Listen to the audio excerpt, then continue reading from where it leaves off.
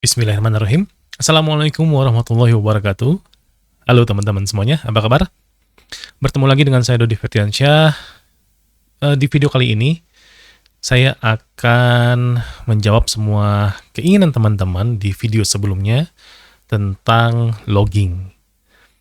Ya, di video sebelumnya, kalau teman-teman sudah tonton, log yang tersimpan di sebuah server, itu biasanya kan disimpan secara lokal di server tersebut. Nah, sebenarnya idealnya kalau misalkan ingin lebih aman atau kita ingin mengamankan log tersebut, salah satu caranya adalah kita bisa pisahkan atau kita bisa sinkronisasikan log yang ada di lokal ke server log yang lain.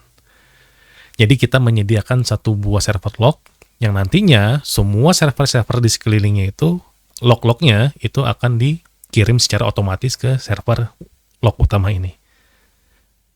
Nah, untuk melakukan ini, teman-teman harus menyiapkan 3 buah VM. Yang pertama adalah Kali Linux, yang nantinya kita akan lakukan untuk uji coba, melakukan SSH misalkan ya, login SSH. Kemudian satu buah server Ubuntu, ini yang versi 24 ya. Yang versi 24 ini saya gunakan sebagai server, taruhlah server web lah misalkan, atau server apapun. Kemudian saya sediakan satu buah server yang lain, yaitu server Ubuntu. Versi 22, itu untuk menyimpan semua log-log yang ada di server 24 tadi. Jadi, si server 22 ini, dia akan berperan sebagai log server. Oke, paham ya teman-teman ya? Jadi nanti dari Kali Linux, dia akan akses ke server 24 dengan login SSH. Nah, tapi nanti kita akan buktikan aktivitas login tersebut akan tersimpan di dalam log di server 22. Nah, gimana caranya? Yuk, tonton video ini sampai dengan selesai.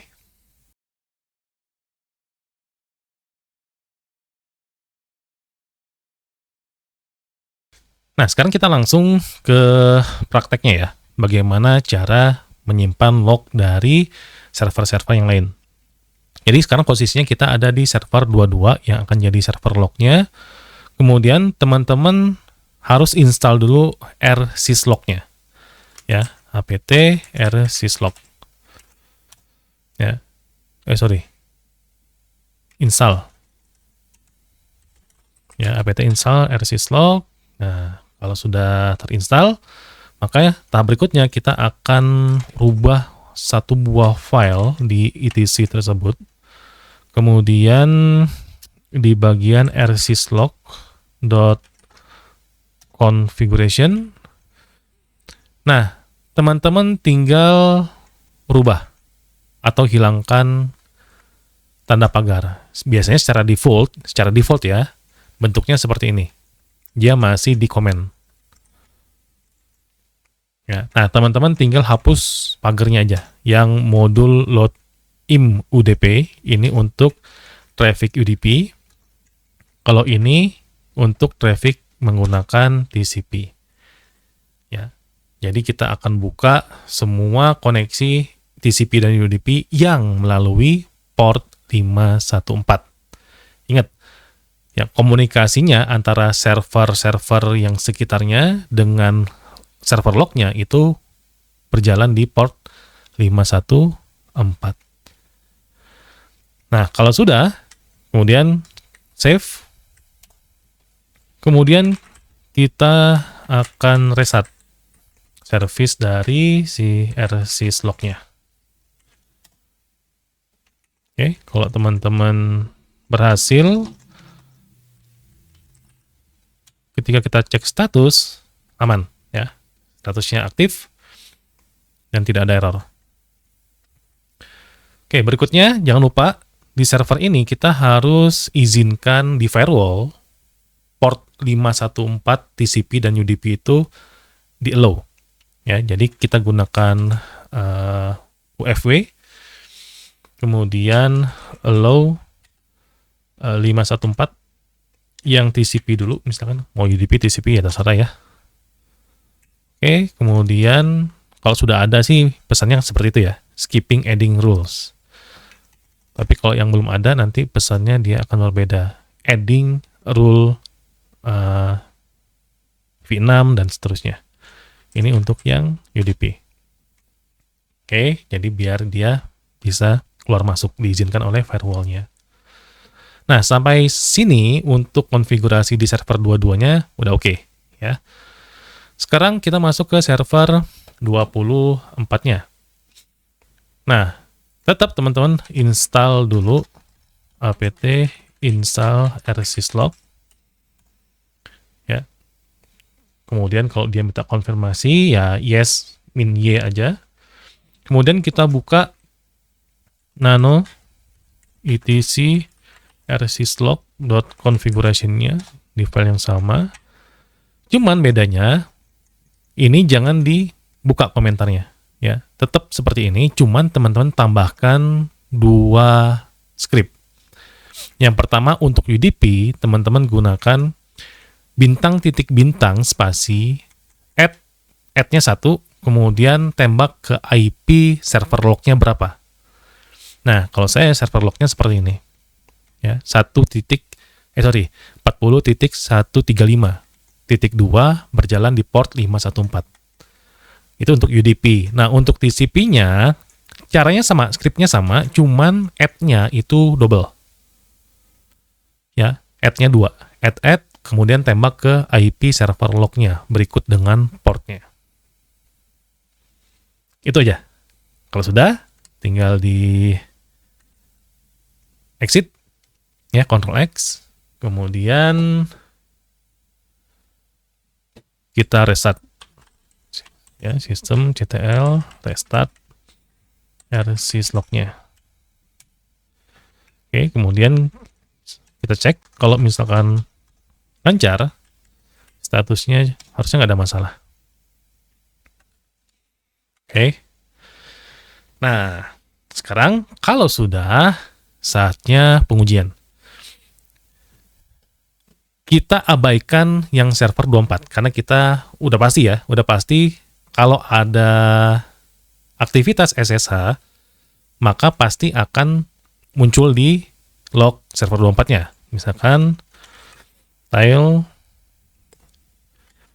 -f var log kemudian syslog,